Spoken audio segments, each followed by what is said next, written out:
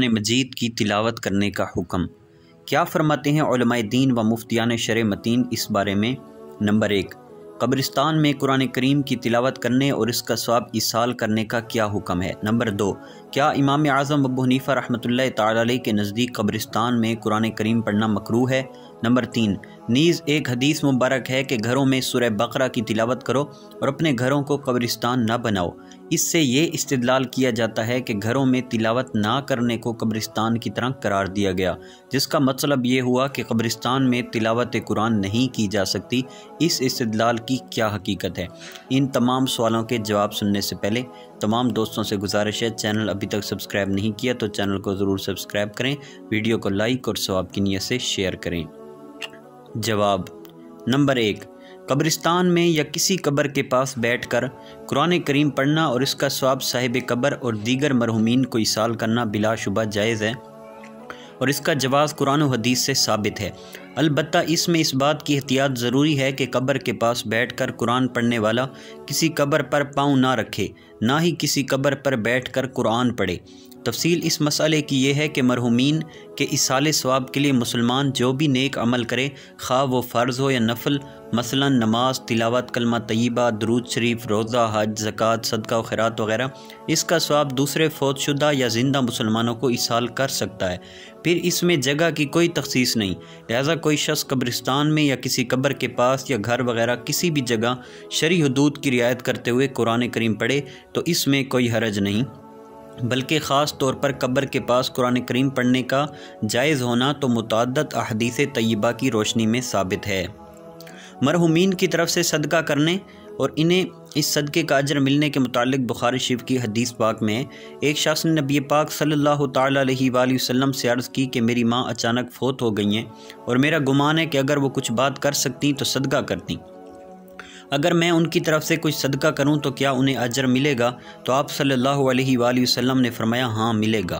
نفل نماز کا ثواب بھی ایصال کیا جا سکتا ہے، جیسا کہ سنن ابو داؤد میں ہے۔ حضرت ابو ہریرہ رضی اللہ تعالی عنہ نے حج کو جانے والوں سے فرمایا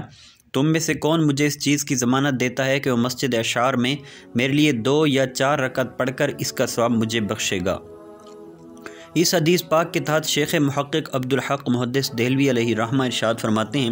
اس حدیث سے یہ بھی معلوم ہو رہا ہے کہ مبارک مقامات پر عبادت کرنا، نماز ادا کرنا زیادہ ثواب کا موجب ہے، اور بدنی عبادات کا ثواب دوسرے کو دینا بھی جائز، اور اکثر علماء کی یہی رائے ہے۔ رہا معاملہ عبادت مالیہ کا تو وہاں ثواب کا بخشنا بالاتفاق جائز ہے، اور خاص طور پر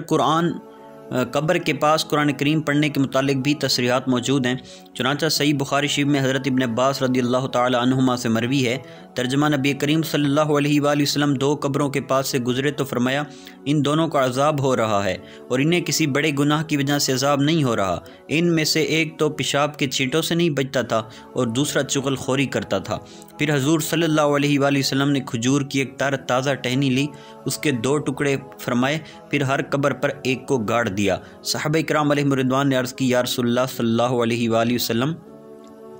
آپ نے ایسا کیوں کیا ہے؟ فرمایا جب تک یہ دونوں خشک نہ ہوں گی اللہ تعالیٰ ان دونوں کے عذاب میں تخفیف یعنی کمی کرے گا۔ امام نووی علیہ رحمہ اس حدیث مبارک کی شرح بیان کرتے ہوئے فرماتے ہیں، ترجمہ اس حدیث مبارک کی وجہ سے علماء کرام نے قبر کے پاس قرآن کریم کی تلاوت کو مستحب یعنی ثواب والا عمل قرار دیا ہے، کیونکہ جب ٹہنی کی تسبیح کی وجہ سے عذاب میں کمی کی امید ہے تو قرآن کریم کی تلاوت کی وجہ سے بدرجہ اولا یہ امید ہو سکتی ہے۔ حدیث مبارک میں ہے جو قبرستان سے گزرے 11 مرتبہ سورہ اخلاص پڑھے پھر اس کا ثواب مردوں کو ہبہ کر دے تو اسے مردوں کی تعداد کے برابر اجر دیا جائے گا۔ حضرت معاذ بن یسار رضی اللہ تعالی عنہ فرماتے ہیں کہ نبی کریم صلی اللہ تعالی علیہ وآلہ وسلم نے ارشاد فرمایا اپنے مردوں پر سورہ یاسین کی تلاوت کرو۔ محدث کبیر ملا علی قاری رحمۃ اللہ تعالی اس حدیث پاک کی شرح میں فرماتے ہیں اس میں یہ احتمال ہے کہ اس سے قریب الموت شخص کے پاس قرآن کریم کی تلاوت مراد ہے، اور یہ احتمال بھی ہے کہ قبر کے پاس قرات کرنا مراد ہے۔ نمبر 2، امام اعظم ابو حنیفہ رحمۃ اللہ تعالی سے اس معاملے میں کراہت کا قول منقول ہے، لیکن اہل علم جانتے ہیں کہ کتب فقہ میں ایک مسئلے پر کئی اقوال موجود ہوتے ہیں، لیکن ان میں سے وہی قول اس مذہب یا اس فقہ کا مسئلہ قرار پاتا ہے کہ جو راجح اور مختار ہوتا ہے۔ اور قبر کے پاس قرآن کریم پڑھنے کے متعلق بھی مختلف اقوال منقول ہیں۔ امام محمد رحمۃ اللہ تعالی اور دیگر ائمہ کرام سے اس بارے میں بغیر کسی کراہت کے جائز ہونے کا قول منقول ہے، اور فقہ حنفی کے تسلیم شدہ قواعد کی روشنی میں یہی قول راجح اور مختار ہے۔ اور پھر امام اعظم علیہ الرحمہ کے قول میں کراہت سے مراد کون سی کراہت ہے، اس کی وضاحت بھی کتب میں موجود نہیں ہے۔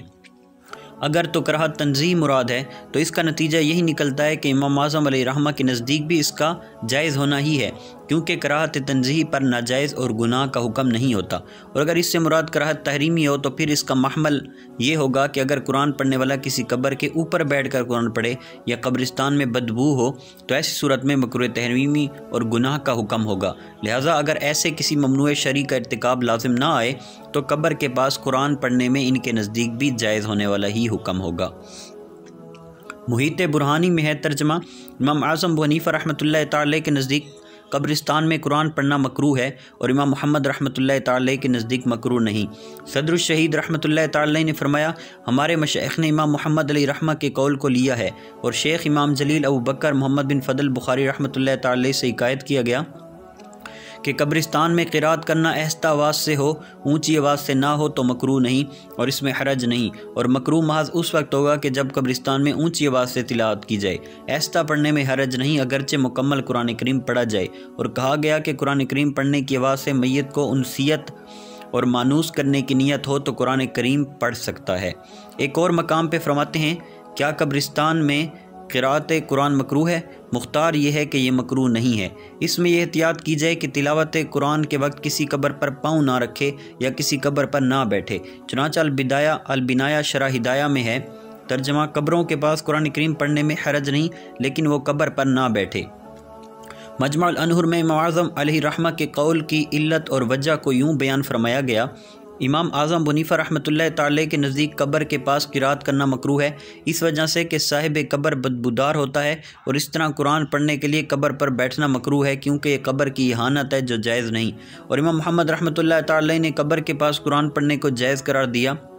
اور امام محمد علیہ رحمہ کے قول کو ہی فتوے کے لیے لیا جاتا ہے، اس وجہ سے کہ اس میں میت کے لیے نفع ہے کہ قبروں کے پاس آیت الکرسی، سورۃ الاخلاص اور سورۃ الفاتحہ وغیرہ پڑھنے کے بارے میں آثار و حدیث اور روایات وارد ہیں۔ اس سے یہ واضح ہوتا ہے کہ امام اعظم علیہ رحمہ کے نزدیک قبر کے پاس قرآن کریم پڑھنے کی ممانعت اور منع ہونا بعض صورتوں کے ساتھ خاص ہے۔ اگر وہ نہیں پائی جائیں گی تو ان کے نزدیک بھی منع کا حکم نہیں ہوگا، اور اگر بالفرض بہر صورت کراہت کا حکم ہو تب بھی فقہ حنفی کا راجح قول عدم کراہت یعنی کراہت نہ ہونے کا ہے۔ نمبر 3،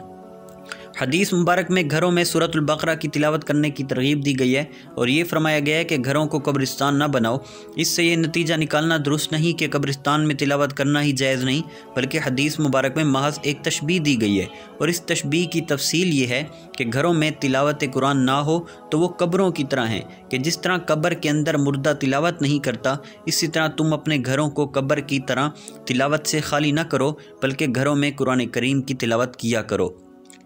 نبی کریم صلی اللہ علیہ وآلہ وسلم نے ارشاد فرمایا، ترجمہ: تم اپنے گھروں میں سورۃ البقرہ کی تلاوت کرو اور اپنے گھروں کو قبریں نہ بناؤ۔ علامہ مناوی علیہ رحمہ اس حدیث مبارک کی شرح کرتے ہوئے فرماتے ہیں، ترجمہ: تم گھروں کو قبریں نہ بناؤ، یعنی قبروں کی طرح نہ بنا لو کہ جو ذکر و قرات سے خالی ہوتے ہیں۔ واللہ اعلم عز وجل ورسول عالم صلی اللہ تعالی علیہ وآلہ وسلم۔